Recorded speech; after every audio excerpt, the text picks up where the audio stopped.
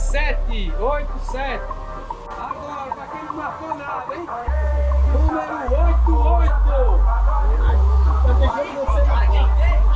Até que o cortinho marcou uma lá também. 30. Número 67. Sério, vivo? Até que enfim, né, cara? Olha aí. Vamos lá. Confere!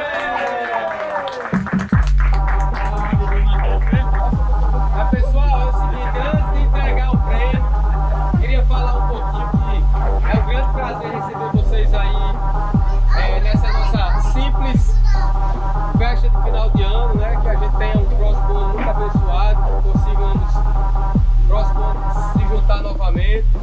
Agradeço de todo o coração aí a confiança de vocês estarem aqui e quero agradecer de público ao nosso amigo Luiz, ele que conseguiu as cortesias com a gente, o espaço, é um cara que sempre está presente,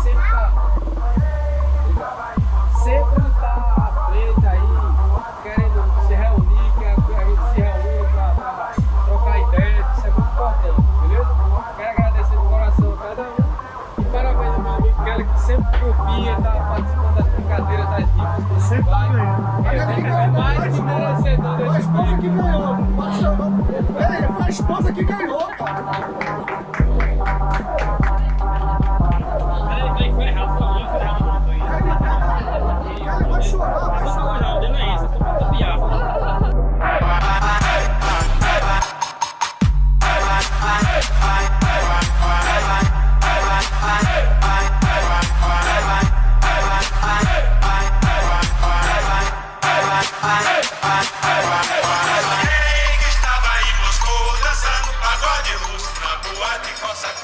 Parecia ter um frevo naquele caído.